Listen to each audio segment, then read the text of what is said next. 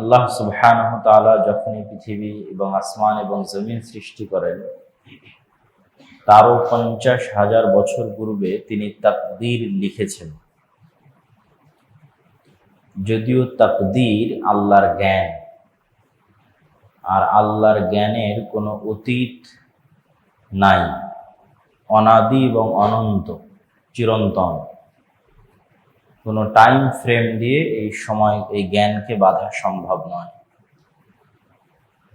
সময় নিজেই আল্লাহর একটা সৃষ্টি, সুতরাং সময়ের যত আপেক্ষিকতা আছে সব আল্লাহর সৃষ্টি। এইটার সাথে যিনি সৃষ্টি করেছেন তার তুলনা হবে না।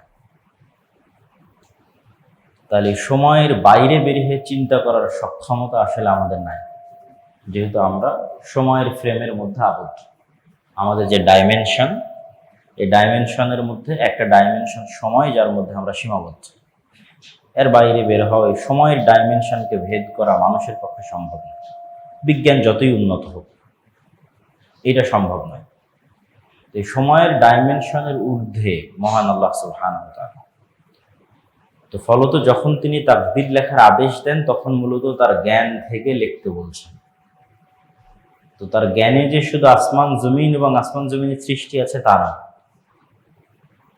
কত কি আছে তা আল্লাহ সুবহানাহু ওয়া তাআলাই জানেন, যেহেতু তিনি সর্ববিষয়ে জ্ঞানী।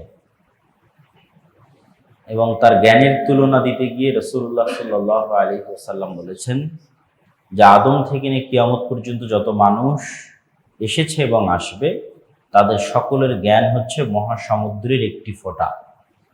যত জ্ঞানী, বিজ্ঞানী, ইউনিভার্সিটির টিচার, ভিসি, স্টুডেন্ট, আলেম ওলামা, হাফেজ, মুহাদ্দিস, শাইখুল ইসলাম, ডাক্তার, ইঞ্জিনিয়ার, যত জ্ঞানী পণ্ডিত বুদ্ধিমান মানুষ পৃথিবীতে আছে, আদম থেকে নিয়ে কিয়ামত পর্যন্ত সবার জ্ঞান সমান এক ফোঁটা পানি মহাসমুদ্রের।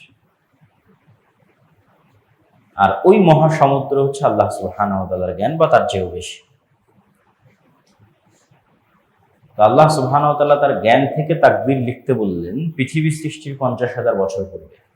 তো তাকদীরে এটাও লেখা আছে, তথা আল্লাহর জ্ঞানে এটা আগে থেকেই ছিল যে পৃথিবী তিনি একদিন ধ্বংস করবেন। তাহলে এটা পূর্ব সিদ্ধান্ত, পৃথিবী ধ্বংস হবেই, আসমান এবং জমিন ধ্বংস হবেই। এবং আসমান এবং জমিনের মধ্যে যা কিছু আছে তার সবকিছুর পরিবর্তনশীলতা এবং তার সবকিছুর অস্থায়িত্ব প্রমাণ করে যে আসমান জমিন নিজেও অস্থায়ী। আসমান এবং জমিনের মধ্যে যা কিছু আল্লাহ বানিয়েছেন অথবা যা কিছু মানুষ বানায়, একটাও পার্মানেন্ট না। সেটা 700 বছর বয়সী গাছ হোক, 1000 বছর বয়সী কচ্ছপ হোক, সবগুলোরই একটা এন্ডিং আছে, শেষ হয়ে যায়। মানুষও যেটা বানায়, যতই শক্তিশালী বিল্ডিং তৈরি করুক, ব্রিজ তৈরি করুক, 100 বছর, 200 বছর, 500 বছর, আসমান এবং জমিনের মধ্যে যা কিছু তৈরি হয় তার সবকিছু যেহেতু অস্থায়ী, তাই আসমান জমিন অস্থায়ী। এবং সেটিকে বলা হচ্ছে কিয়ামত, পুনরুত্থান। ইসলামের অন্যতম বিশ্বাসের একটি বিশ্বাস হচ্ছে পুনরুত্থানে বিশ্বাস করা, অথবা আরো সারমর্ম করে বললে ইসলামের মৌলিক দুটো বিষয় হচ্ছে পুরো কোরআনের সারমর্ম। যদি আমাকে বলা হয় যে 2 বাক্যে ইসলামের সারমর্ম কি, পবিত্র কোরআন এবং সকল হাদিসের সারমর্ম 2টা বাক্যে কি হতে পারে, তার একটা বাক্য হচ্ছে তাওহীদ, আর একটা বাক্য হচ্ছে পরকাল। এই 2টা জিনিস দিয়েই কোরআন পরিপূর্ণ করা আছে। তাওহীদ, কিভাবে মানুষকে বিশ্বাস স্থাপন করতে হবে আল্লাহর প্রতি, এটার বিভিন্ন যুক্তি, তর্ক, দলিল পবিত্র কোরআনে বিভিন্ন আঙ্গিকে, বিভিন্ন অ্যাঙ্গেলে তুলে ধরা আছে। আর পরকাল নিশ্চিত হবে, সব মানুষকে পুনরায় জীবিত করা হবে, এটা আছে।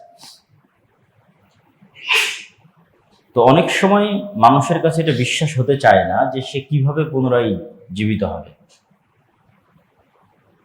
এই জন্য আল্লাহ সুবহানাহু ওয়া তাআলা অসংখ্য নিদর্শন দিয়েছেন। তার মধ্যে সবচেয়ে বড় নিদর্শন হচ্ছে মানুষ মাটির তৈরি, এবং মানুষ যত ধরনের vitamin, protein, minerals, magnesium, calcium, যা কিছু খাদ্য থেকে মানুষ গ্রহণ করে তার সবকিছুই মাটি থেকে তৈরি হয়। তথা আমি যেই কলাটা গাছ থেকে নিচ্ছি, পাকা কলা, এবং কলা থেকে যে আমি ক্যালসিয়াম ম্যাগনেসিয়াম নিচ্ছি, ওইটা কলা তৈরি করেছে মাটি থেকে, মাটি, আলো এবং বাতাসের সংস্পর্শে। তাহলে আমার শরীরের মধ্যে যা ভিটামিন, মিনারেলস, প্রোটিন যা আছে তার সবই মাটির মধ্যে আছে। ওইটা আমার খাওয়ার উপযোগী করার জন্য আল্লাহ সুবহানাহু ওয়া তাআলা একটা সিস্টেমের মধ্যে দিয়ে ওইটাকে কলায় পরিণত করেছেন, তারপরে আমার সেটা খাবারের উপযোগী হচ্ছে। কিন্তু যেহেতু দুইটার মধ্যে থাকা জিনিস সেম, তো ওই কলার ম্যাগনেসিয়াম দিয়ে যেমন, ক্যালসিয়াম দিয়ে যেমন শরীরের মধ্যে সেল তৈরি হচ্ছে, তো ওই ক্যালসিয়াম ম্যাগনেসিয়াম সব মাটির মধ্যেও আছে, তো মাটির মধ্যে সেল তৈরি হয়ে যাবে, কোষ তৈরি হয়ে যাবে। 1 সেকেন্ডের ব্যাপার। কেন মানুষ যা গ্রহণ করছে তার সবই তো মাটি থেকে আসছে। মানুষ যদি বলে আমি গরুর গোস্ত খাই, তো গরুও মাটিতে তৈরি হওয়া ঘাস খাচ্ছে। কোনো কিছুই মাটি, সূর্য এবং আলো বাতাসের বাইরে নাই। ফলত এটা খুবই সহজ যে আজকে আমরা যেমন একটা বীজ মাটিতে রোপণ করতেছি, এই রোপণ হওয়া বীজ এত বড় কাঁঠাল গাছ হয়ে গেল, সেই কাঁঠাল গাছে আবার কাঁঠাল তৈরি হলো। এটি বেশি আশ্চর্যের না মানুষের মতো একটা জীবন্ত প্রাণীর মেরুদণ্ডের হাড্ডি থেকে আবার মানুষ জীবিত হবে? কোনটা বেশি আশ্চর্যের? আমার কাছে এই গাছ বেশি আশ্চর্যের। কেন গাছের বীজের দানা তো অত জীবন্ত না, গাছের মানুষের চাইতে তো আর সে জীবন্ত না, তার মধ্যে থেকে একটা গাছ জন্ম হয়ে গেছে, সম্পূর্ণ বিপরীত এবং সম্পূর্ণ ভিন্ন। মাটির সেই যে আল্লাহ শক্তি এবং ক্ষমতা দিয়েছে তার মধ্যে থেকে সেটা তৈরি হয়েছে। তাহলে এত জীবন্ত একটা তরতাজা প্রাণী, তার মেরুদণ্ডের হাড় মাটির মধ্যে পুঁতা আছে, সেখান থেকে সে একদিন গাছের মতো বের হবে না। কোনটা বেশি ইম্পসিবল? গাছ বেশি ইম্পসিবল, আর এটা বেশি সহজ। যেটা বেশি অসম্ভব সেটিরই লক্ষ কোটি নিদর্শন আল্লাহ পৃথিবীতে দিয়ে রেখেছে। এই জন্য পুনরুত্থান অতি সহজ, পুনরুজ্জীবন খুবই সহজ। পুনরুজ্জীবন এবং পুনরুত্থানের এই সহজতা দেখাতে গিয়ে আল্লাহ সুবহানাহু ওয়া তাআলা এই পৃথিবীতেই অসংখ্যবার পুনরুজ্জীবন এবং পুনরুত্থান ঘটিয়েছেন, অসংখ্যবার। মুসা আলাইহিস সালাম 70 মানুষকে নিয়ে তুর পাহাড়ে গেলেন, তারা মারা গেল। মৃত মানুষকে আল্লাহ আবার জীবিত করে দিলেন। এক নবী এক গোরস্থানের পাশ দিয়ে অতিক্রম করছে, এক যেখানে গ্রাম এবং শহর ধ্বংস হয়ে গেছে, পুরাতন। নবী বলছে এই পুরাতন ধ্বংসপ্রাপ্ত শহর গ্রামকে আল্লাহ কিভাবে পুনরায় জীবিত করবে? তো আল্লাহ তখন ওই নবীকেই মৃত্যু দিয়ে দিলেন। 100 বছর পর ওই নবীকে আবার জীবিত করলেন। জীবিত করে জিজ্ঞেস করছেন যে তুমি কতদিন মৃত ছিলে বলো? তো অল্প সময়। বলেছে যে তোমার সামনে তোমার ঘোড়া বা উট যেটাতে তুমি সফর করছিলা, ওইটার পচে গলে লাশ শেষে যে হাড় হাড্ডিগুলো আছে, যে সে হাড় হাড্ডি। তাহলে সময় অতিক্রম হয়েছে 100 বছর। তা আমি এভাবে জীবিত করতে পারি। এরকম অসংখ্য মৃতকে জীবিত করার ঘটনা আল্লাহ সুবহানাহু ওয়া তাআলা ঘটিয়েছে, এবং ঘটাতে ঘটাতে এটাকে আরো সহজ করে দেওয়ার জন্য মানুষের ব্রেনে, যে এটা কঠিন নয়, অসম্ভব নয়, আল্লাহ একজন নবীর মুজিজাই দিয়ে দিলেন হচ্ছে মৃতকে জীবিত করা। ঈসা আলাইহিস সালাম তিনি এভাবে একটা মাটি, এক মুঠ মাটি নিতেন আর বিসমিল্লাহ বিইজনিল্লাহ বলে ফু দিতেন, মাটি থেকে ইনস্ট্যান্ট পাখি হয়ে আকাশে উড়ে যেত। উনি যে কোনো মৃত মানুষের গায়ে হাত দিতেন, বিসমিল্লাহ বিইজনিল্লাহ বলতেন, মানুষ জীবিত হয়ে যেত। তাহলে ঈসা আলাইহিস সালামের কাছে এসে মৃতকে জীবিত করাকে আল্লাহ ডাল ভাত বানিয়ে দিলেন, যে এটা এত ইম্পসিবল কিছু নয় যে তুমি অবিশ্বাস করবা যে আল্লাহ তোমাকে জীবিত করতে পারবে। এই সেম জিনিসই ঘটবে। আমরা যে কিয়ামতের পূর্ব মুহূর্তের ফিতনাগুলোর কথা বলতেছি, এই কিয়ামতের পূর্ব মুহূর্তের সবচেয়ে বড় ফিতনা হচ্ছে দাজ্জাল। দাজ্জালকে আল্লাহ সুবহানাহু ওয়া তাআলা এই সেম ক্ষমতা দিবে যে সে মৃতকে জীবিত করতে পারে। এবং এখান থেকে আমাদের বুঝতে হবে দাজ্জালের ফিতনা কেন ভয়াবহ। এবং আমরা যে ইসলামের দুইটা সারমর্ম 2 বাক্যে তুলে ধরেছি, একটা তাওহীদ আর একটা পুনরুজ্জীবন এবং পুনরুত্থান। তো তাওহীদ যেহেতু ইসলামের মৌলিক বিশ্বাস এবং কোরআনের মূল সারমর্ম, তো যত যুক্তি তর্ক আল্লাহ নিজে তাওহীদের পক্ষে কোরআনে তুলে ধরেছেন, সেই যুক্তি তর্কের সারমর্ম হচ্ছে যার মধ্যে রব হওয়ার যোগ্যতা নাই সে ইবাদতের যোগ্য নয়। যত যুক্তিতর্ক পুরো কোরআনে আছে, তার এক বাক্যে সারমর্ম হচ্ছে যার মধ্যে রব হওয়ার ক্ষমতা নাই সে ইবাদতের যোগ্য নয় বা ইলাহ হওয়ার যোগ্য নয়। এটাকে আল্লাহ দেখবেন বিভিন্ন অ্যাঙ্গেলে ফুটিয়ে তুলবে। আল্লাহ সুবহানাহু ওয়া তাআলা কোরআন মাজিদের মধ্যে জিজ্ঞেস করবে, তোমরা যাদের ইবাদত করো তাদেরকে বলো তো তারা একটি মাছি অথবা মশা সৃষ্টি করতে পারে কিনা। আল্লাহর প্রশ্ন। তাহলে প্রশ্নতে কি বোঝা যাচ্ছে? মশা এবং মাছি সৃষ্টি করার রবের ক্ষমতা। যার মধ্যে রবের ক্ষমতা নাই সে ইবাদতের যোগ্য না।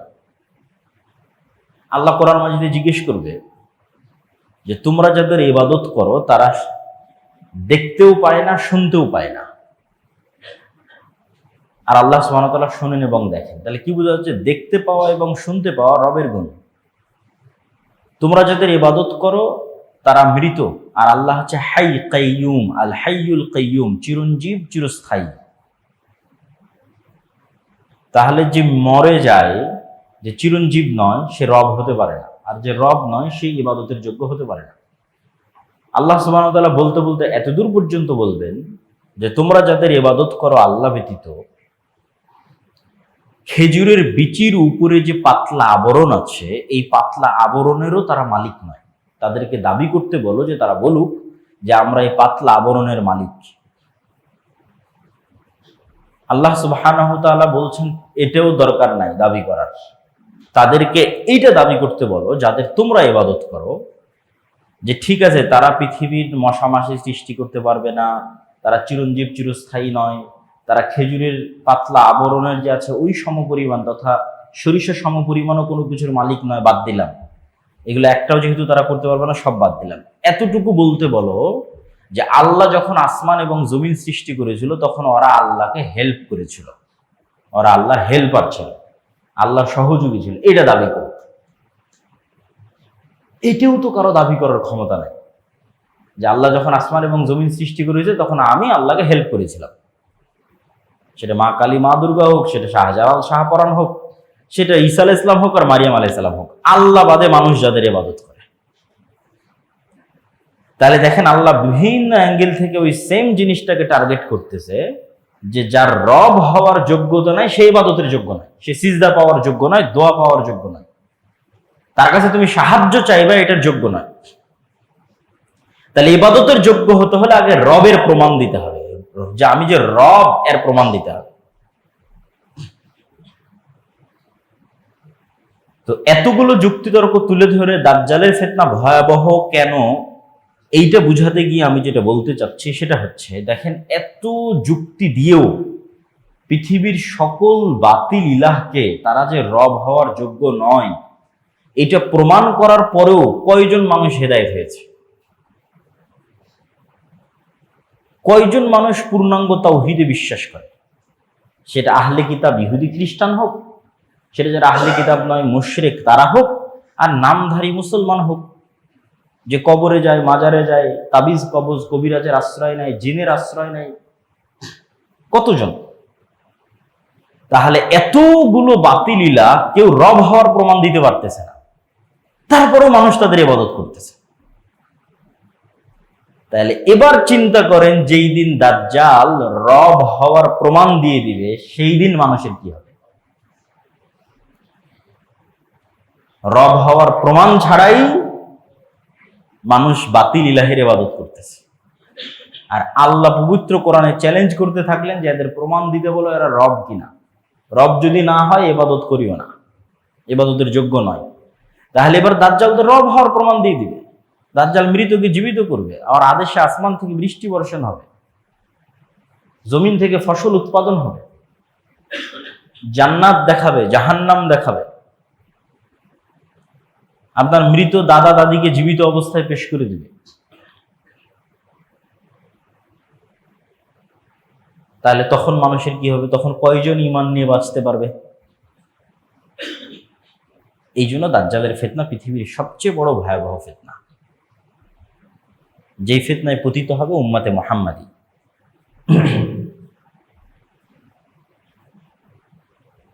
তো আমরা আমাদের আলোচনার বিষয়বস্তু নির্ধারণ করেছিলাম কিয়ামতের পূর্ব মুহূর্তের ফিতনা সমূহ। তো রাসূলুল্লাহ সাল্লাল্লাহু আলাইহি ওয়াসাল্লাম কিয়ামতের পূর্ব মুহূর্তে সংঘটিত হতে পারে এরকম ফিতনা সম্পর্কে সংক্ষেপে যা বলেছেন তার কিছু সারমর্ম আমরা আজকে আপনাদের সামনে তুলে ধরব। একটি হাদিসে রাসূল সাল্লাল্লাহু আলাইহি ওয়াসাল্লাম বলেন, উ'দুদ সিত্তাম বাইনি ওয়া বাইনা ইয়াদাই সাআহ, তোমরা 6টা জিনিস গণনা করে রাখো আমার এবং কিয়ামতের মধ্যে। তার মধ্যে 1 নাম্বার হচ্ছে মাউতি, আমার মৃত্যু। আগে অতীতে এক নবীর পর মানুষ আর এক নবীর অপেক্ষা করত, শেষ নবীর পর আর কোনো নবীর অপেক্ষা নাই। শেষ নবীর পর কিয়ামত হবে, একদিন পরেও হতে পারে, 1 বছর পরেও হতে পারে, 1000 1 লক্ষ বছর পরেও হতে পারে, কিন্তু বাক্য এটাই, শেষ নবীর পরেই কিয়ামত। এই বাক্যের মধ্যে কোনো গ্যাপ নাই। আগে এক নবীর পর আর এক নবী, তারপর আর এক নবী, তারপর আর এক নবী, শেষ নবীর পরে কিয়ামত। তাহলে কিয়ামতের সবচেয়ে বড় আলামত হচ্ছে শেষ নবীর আগমন। মুহাম্মদ সাল্লাল্লাহু আলাইহি ওয়াসাল্লামের প্রেরিত হওয়া কিয়ামতের সবচেয়ে বড় আলামত, যেটা ঘটে গেছে। রাসূল সাল্লাল্লাহু আলাইহি ওয়াসাল্লাম বললেন, ফাতহু বাইতুল মুকাদ্দাস, মসজিদ আকসা বিজয়িত হওয়া, মুসলমানেরা বিজয় করবে, যেটি ইতিমধ্যে 2 বার ঘটেছে। তারপর রাসূল সাল্লাল্লাহু আলাইহি, 3য়বারও ঘটতে পারে। তারপর রাসূল সাল্লাল্লাহু আলাইহি সাল্লাম বললেন, ভয়ঙ্কর ভয়াবহ মহামারী, অসংখ্য মহামারী পৃথিবীতে ইতিমধ্যেই ঘটেছে। এটার দ্বারা কোন মহামারীর উদ্দেশ্য আল্লাহ সুবহানাহু ওয়া তাআলা ভালো জানেন। তবে মহামারীর ভাষা অনেক ভয়াবহ। বাক্যটা যে একটা মুরগির ফার্মে যখন মহামারী লাগে, তখন যখন সব মুরগি মরে যায়, বাঁচে কি বাঁচে না তার কোনো গ্যারেন্টি নাই। তো এইরকম ভয়াবহ মহামারী, যে পৃথিবীতে মানুষ দেখা যাচ্ছে 600 কোটি আছে, সবই শেষ হয়ে গেল, অল্প কিছু মানুষ বাঁচে। তারপর বললেন, এমন এক ফিতনা, যেই ফিতনা আরবের প্রত্যেক ঘরে প্রবেশ করবে, পৃথিবীর প্রত্যেক ঘরে নয়, শুধু আরবের প্রত্যেক ঘরে প্রবেশ করবে। এবং এটা যুদ্ধ বিগ্রহ, মারামারি, গন্ডগোল, এটাই হবে বলে আমাদের কাছে বেশি বিশুদ্ধ মনে হয়। যে এমন এক যুদ্ধ, এমন এক গৃহযুদ্ধ, যেটাতে আরবের প্রত্যেকটা ঘর যুক্ত হয়ে যাবে, মুক্ত থাকতে পারবে না কেউ। এবং আর এক হাদিসে রাসূল সাল্লাল্লাহু আলাইহি ওয়াসাল্লাম বলেছেন, অচিরেই ফোরাত নদীর মধ্যে থেকে স্বর্ণের পাহাড় বের হবে, যেটা নিয়ে আরবে ভয়ঙ্কর যুদ্ধ তৈরি হবে, যেই যুদ্ধে পুরো আরব অংশগ্রহণ করবে। তো অনেক সময় এই হাদিসগুলো শুনলে মানুষের কাছে আশ্চর্য মনে হয়, কিন্তু আজ থেকে 200 বছর 300 বছর আগে যে মানুষ চলে গেছে, তাকেও যদি বলেন যে মরুভূমির নিচে এরকম তেল আছে আর সেই তেল দিয়ে এই করা সম্ভব, সেও বিশ্বাস করবে না। তো অসম্ভব বলে কিছু নাই, সবই সম্ভব। তারপর রাসূল সাল্লাল্লাহু আলাইহি ওয়াসাল্লাম বললেন, তোমাদের মধ্যে এবং রোমানদের মধ্যে একটি চুক্তি হবে,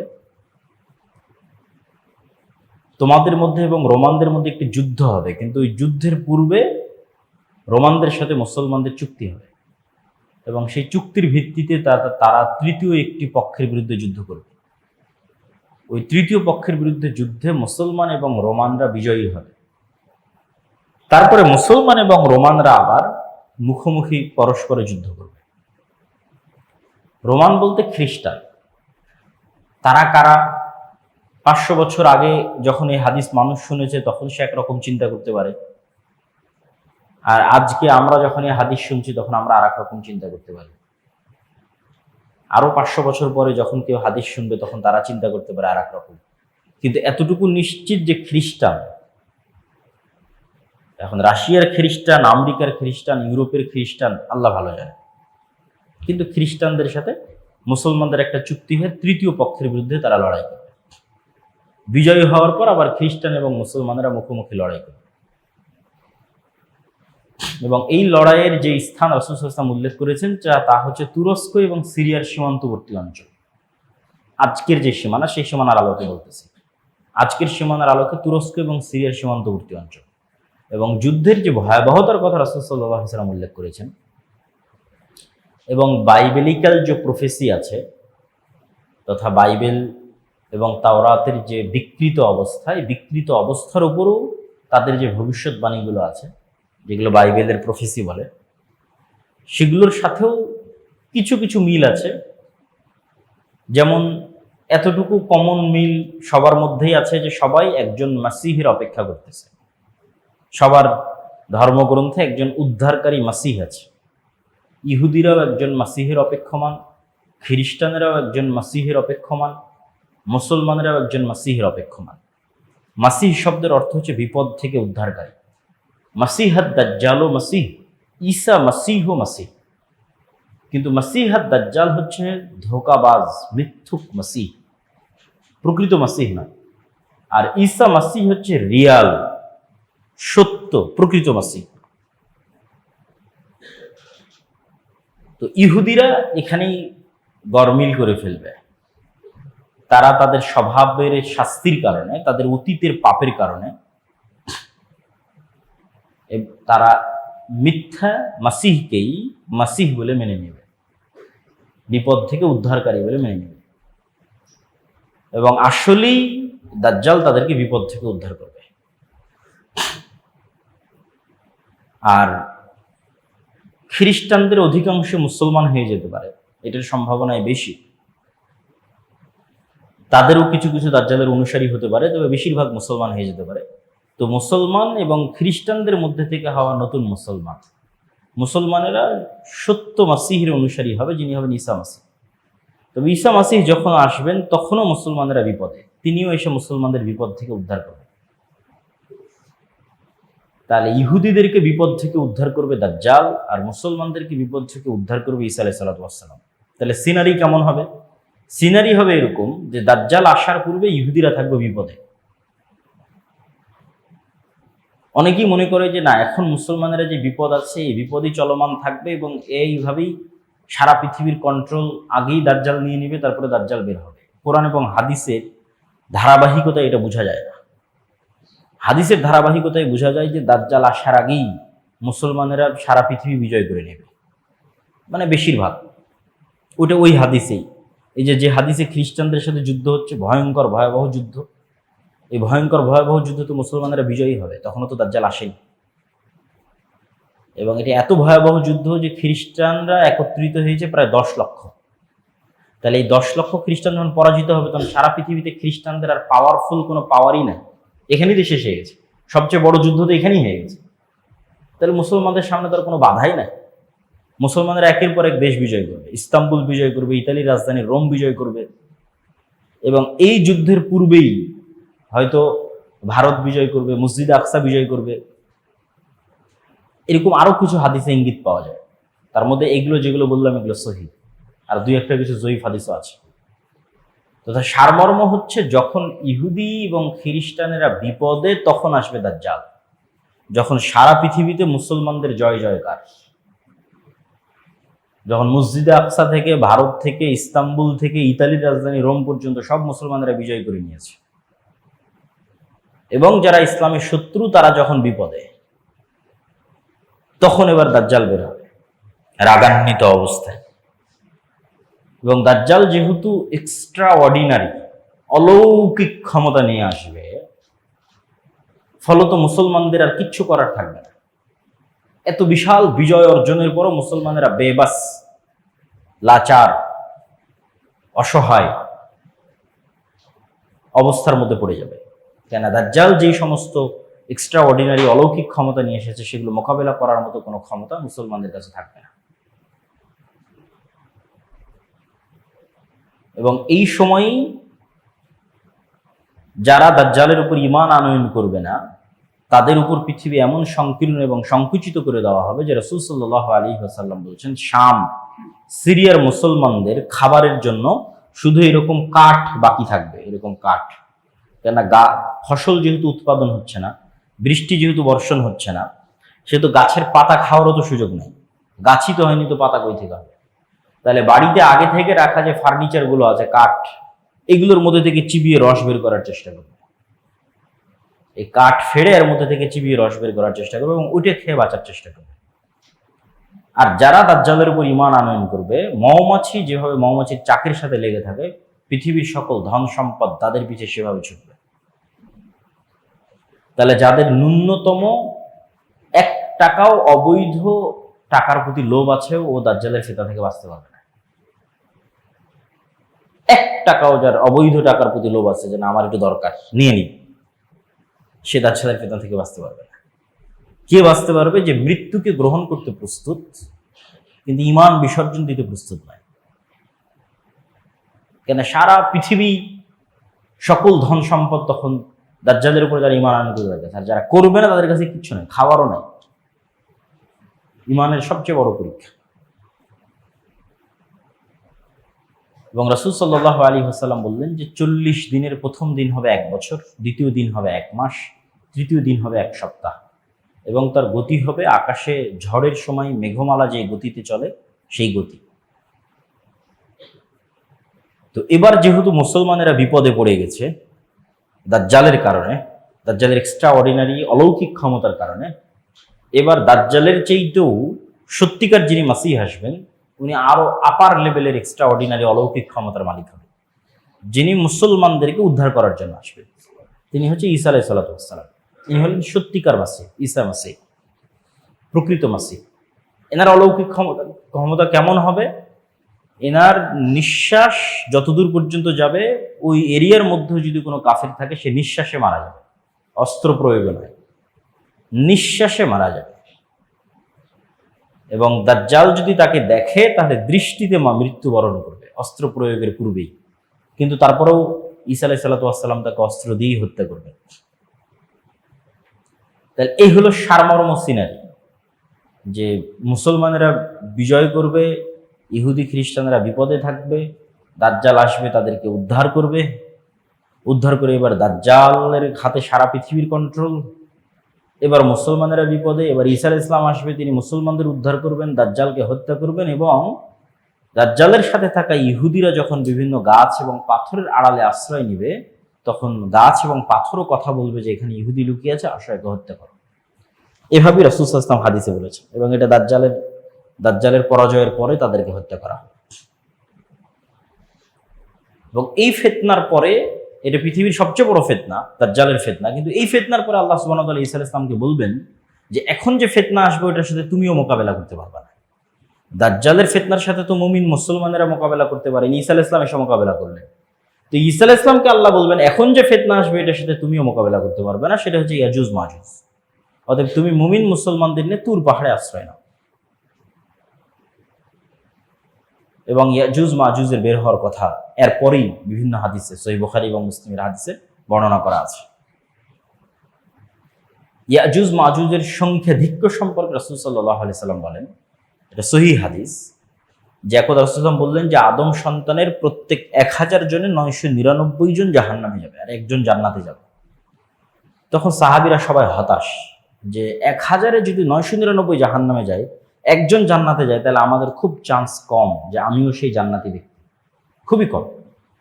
তো যখন হতাশ সাহাবীরা, তখন রাসূল সাল্লাল্লাহু আলাইহি ওয়াসাল্লাম বলেন হতাশার কিছু নাই, এই 999 জনের বেশিরভাগই ইয়াজুজ মাজুজ। তাহলে 999-এর যদি 900টাও ইয়াজুজ মাজুজ ধরি, ক্লিয়ার করেন রাসূল সাল্লাল্লাহু আলাইহি ওয়াসাল্লাম তাদের সংখ্যাটা, বলেছেন বেশিরভাগ। ধরেন আমি ধরলাম 999-এর 900টা ইয়াজুজ মাজুজ ধরলাম, কথার কথা। তাহলে আদম থেকে নিয়ে কিয়ামত পর্যন্ত যা মানুষ সৃষ্টি হয়েছে তার 900 গুণ হতে হবে ইয়াজুজ মাজুজকে, তার 900 গুণ হতে হবে। তাহলে 100 তার বিপরীত। তাহলে এখনকার 600 কোটির 900 গুণ নয়, আদম থেকে নিয়ে কিয়ামত পর্যন্ত যা মানুষ হবে তার 900 গুণ। তাহলে ইয়াজুজ মাজুজের সংখ্যা কত হতে পারে? বেহিসাব, অগণিত, অসংখ্য সংখ্যা, যা গণনার মধ্যেও আনা সম্ভব নয়। তবে দাজ্জালও আদম আলাইহিস সালামের সন্তান, ইয়াজুজ মাজুজও আদম আলাইহিস সালামের সন্তান। দাজ্জালও বানু আদম, ইয়াজুজ মাজুজও বানু আদম। কেউ যদি মনে করে দাজ্জাল মানে কোনো technology, chat GPT, Gemini, AI, দাজ্জাল মানে আমেরিকা, এগুলো ভুয়া কথা। দাজ্জাল বানু আদম, মানুষ, আদমের সন্তান। আবার ইয়াজুজ মাজুজ বানু যদি কেউ ভিন্ন ভিন্ন অর্থ এবং বিকৃতি করে, এটা বিশুদ্ধ আকীদা না, আদমের সন্তান।